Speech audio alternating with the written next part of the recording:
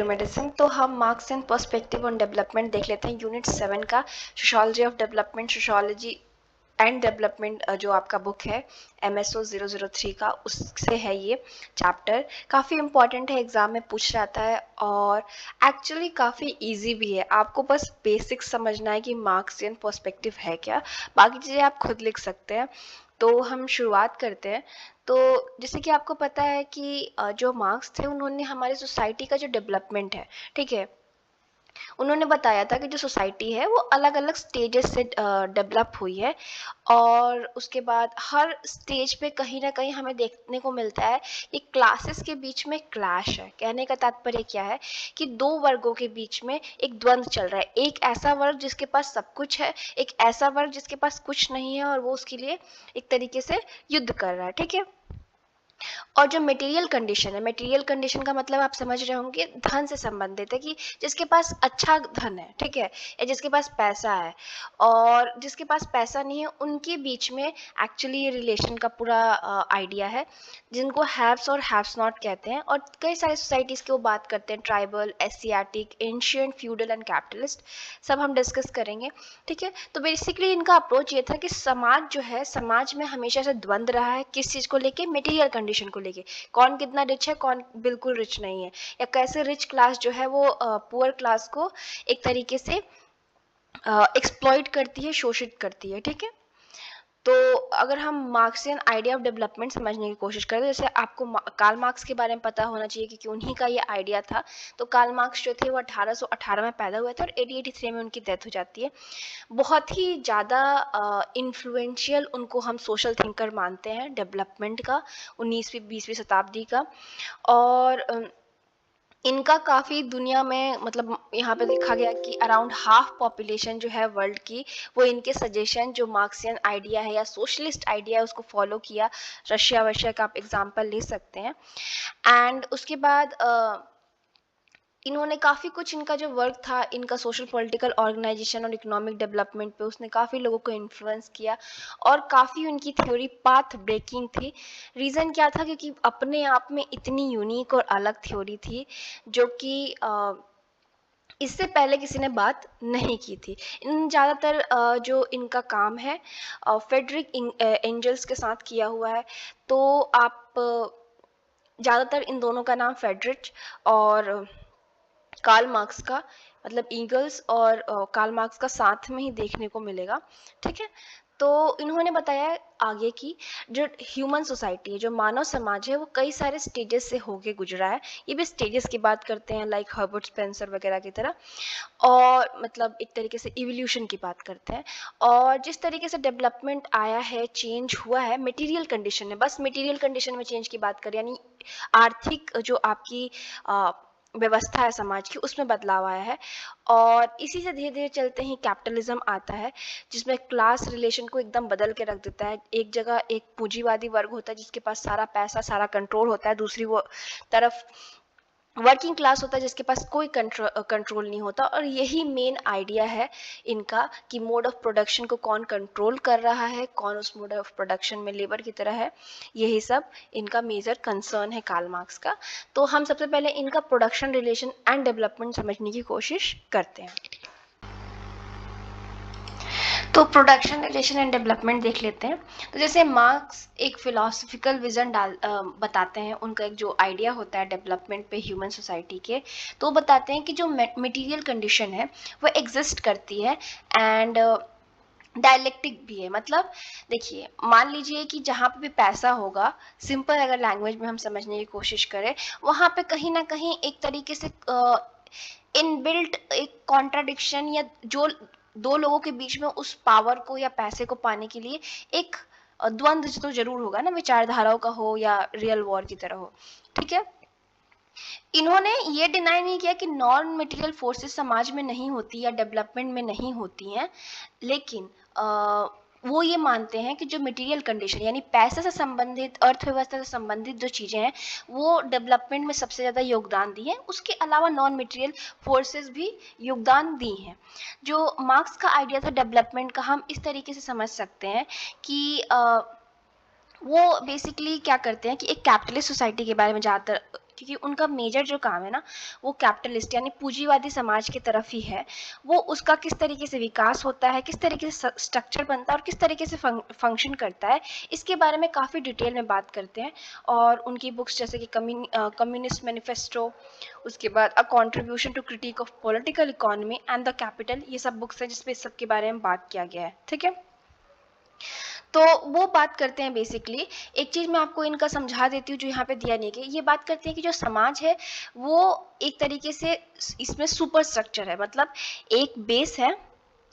ठीक है, ये बेस क्या है, ये है इकोनॉमी, और इस इकोनॉमी के ऊपर अब मान लीजिए मकान बन गया।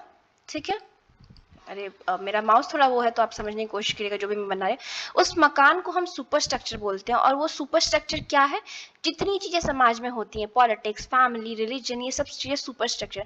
यानी कहने का तात्पर्य ये है कि जो समाज है ना वो इकोनॉमी पे ही बेस्ड है, यानी इकोनॉमी किसी भी घर की नींव है, उसके ऊपर घर बनता और भी चीजें होती हैं। ठीक है, इनका आइडिया ये था।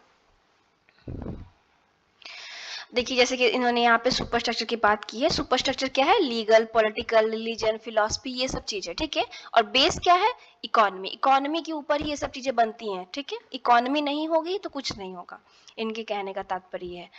उसके बाद ये बात करते हैं कि जितनी भी फेजेस आई समाज में, एशियाटिक हो, एंशियंट हो, फ्यूडल हो, कैपिटलिस्ट हो, जो भी प्रोग्रेसिव फेजेस आए समाज में, उसमें कहीं ना कहीं इकोनॉमिक एक बेस था। इकोनॉमी एक बहुत ही बड़ा रोल प्ले कर रही थी।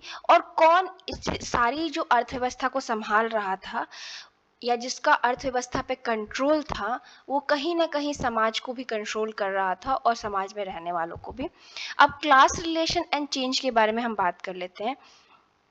देखिए आपको कई बार ऐसा लगेगा कि एक ही कॉन्सेप्ट बार बार रिपीट हो रहा है, तो कार्ल मार्क्स की थ्योरी में ऐसा ही होता है, बिकॉज वो काफ़ी एक ही टॉपिक के अराउंड है। तो वो बात करते हैं कि जो इकोनॉमिक ट्रांसफॉर्मेशन हुआ समाज के, यानी इस अर्थव्यवस्था में जो बदलाव, अर्थव्यवस्था द्वारा जो बदलाव समाज में आया, वहाँ पे कुछ ना कुछ क्लास स्ट्रगल थी। अब क्लास स्ट्रगल का मतलब क्या, दो क्लास, एक क्लास जिसके पास सब कुछ है, एक क्लास जिसके पास कुछ नहीं है, उनके बीच में कहीं ना कहीं द्वंद्व, कहीं ना कहीं युद्ध विचारधाराओं का भी हो सकता है। एंड इनके हिसाब से जो सोशल क्लासेस थी, ये क्लासेस जिसके पास सब कुछ है और वो क्लासेस जिसके पास कुछ नहीं है, कहीं ना कहीं समाज में जो बदलाव लाए वो यही लाए। अगर हम एंशिएंट क्या बोलते हैं कि अगर हम बात करें फ्यूडल सोसाइटी से, जहाँ पे लॉर्ड होता था जो सब कुछ कंट्रोल करता था और सर्फ उसके अंडर काम करता था, तभी इससे कैपिटलिज्म के लिए तरफ बदलाव आया, जब सर्फ ने एक तरीके से आवाज उठाई, एक तरीके से उससे लड़ने की कोशिश की कि ये सिस्टम खराब है। ठीक है, तो वो बात करते हैं कि कोई भी हिस्ट्री का अगर हम सोसाइटी का एग्जांपल ले, या हिस्ट्री हम क्लास की पढ़े, यानी दो वर्गों की पढ़े, उनके स्ट्रगल की पढ़े, तो हमेशा समाज में फ्री मैन और स्लेव रहे। ये किस सोसाइटी की बात कर रहे हैं, उस सोसाइटी की बात कर रहे हैं जहाँ पे दास प्रथा थी और कुछ लोग राज करते थे और कुछ लोगों को दास बना के उनसे काम करवाया जाता था। या पेट्रिशियन एंड प्लेबियन जो टर्म है, ये रोमन सोसाइटी में हुआ करते थे। पेट्रिशियन का मतलब वो क्लास जिसके जो काफ़ी अमीर होती थी, और ये जो प्लेबियन क्लास है वो गरीब हुआ करती थी। लॉर्ड एंड सर्फ जैसे मैंने बताया फ्यूडल सोसाइटी में हुआ करती थी। सामंतवाद में गिल्ड मास्टर एंड जर्नीमैन, ये बेसिकली क्राफ्ट वगैरह बनाने वगैरह का काम होता था। तो जो सबसे टॉप पे होता था, जिसके पास सब कंट्रोल पैसा होता था, वो गिल्ड मास्टर होता था, और जर्नीमैन जो स्टार्ट किया होता था। तो बेसिकली इनके कहने का तात्पर्य ये है कि किसी भी हम समाज को उठा ले, पुराने से नए, वहाँ पे हमेशा एक ऑप्रेसर होगा जो लोगों को शोषित कर रहा होगा, एक ऑप्रेस्ड होगा जो हमेशा शोषित हो रहा होगा। हाँ, और ये दोनों एक दूसरे से ऑपोजिट होंगे। ठीक है, और जब इनकी फाइट एंड होगी, ठीक है, तो कैसा होगा, समाज एकदम बदलाव आ जाएगा, एक रिवॉल्यूशन आ जाएगा। जैसे कि इनका आइडिया था कि जो कैपिटलिस्ट सोसाइटी है उसके बाद क्या आएगा, कम्युनिज्म आएगा या सोशलिज्म आएगा, जिसमें क्या होगा कि वर्किंग क्लास है वो एक रिवॉल्यूशन, एक क्रांति लाएगी, जिस क्रांति के अंत होने के बाद जो वर्किंग क्लास है उसी का वर्चस्व हो जाएगा और कोई कैपिटलिस्ट क्लास नहीं बचेगी, कोई बॉर्डर नहीं बचेगा, इस तरीके से। ठीक है, तो मार्क्स के हिसाब से जो क्लासेस हैं वो मटेरियल कंडीशन के हिसाब से बनती है, वो आप समझ चुके होंगे। कैसे मटेरियल कंडीशंस के हिसाब से बनती है, किसी के पास सब कुछ है, किसी के पास कुछ नहीं है, हैव्स और हैव्स नॉट। ये जो होते हैं ये इनके अगर हम बात करें तो कहीं ना कहीं एक दूसरे के प्रति, स्पेशली लोअर जो क्लास है यानी हैव्स नॉट है, वो हैव्स के पास हमेशा से उनके प्रति, अमीरों के प्रति, मान लीजिए सिंपल भाषा में गरीब जो है अमीरों के प्रति एक अपने अंदर हेटरेट, एक प्रकार का गुस्सा जरूर रखता है। ठीक है, मार्क्स के हिसाब से अगर हम बात करें जो क्लास रिलेशन था वो बहुत ही कॉम्प्लिकेटेड था अर्लियर हिस्ट्री में, जितनी हमने क्लासेस बात की, मतलब सोसाइटीज की बात की। लेकिन अगर हम मॉडर्न स्टेज की बात करें तो ये काफ़ी सिंप्लीफाइड हो गया है। मतलब पहले के टाइम पे तो फिर भी कॉम्प्लिकेटेड था जो ये रिलेशन था, कि कुछ लोग अमीर थे, कुछ कम अमीर होंगे, कुछ गरीब थे, या कुछ लोग, पहले के ज़माने में ये भी तो था ना कि लोग अलग अलग टाइप के काम कर रहे थे। पर कैपिटलिस्ट सोसाइटी में क्या है, एक इंसान पूंजीवादी है, एक इंसान वर्कर है, बस दो ही रिलेशन ही है और सब कुछ खत्म हो गया है। हाँ, तो इस तरीके से ये कहने की कोशिश कर रहे हैं। हैप्स जो है वो क्या बोलते हैं कि बुर्जुआजीज हैं एंड प्रोलेटेरिएट कौन है, हैप्स नॉट। तो इस तरीके से ये बात करते हैं कि समाज हो गया है कैपिटलिस्ट सोसाइटी में, अब तो एकदम डिवाइड हो गया, एकदम अमीर और एकदम गरीब के बीच में, अब कोई ज़्यादा वो नहीं बचा। अब capitalism, class relation and development देख लेते हैं।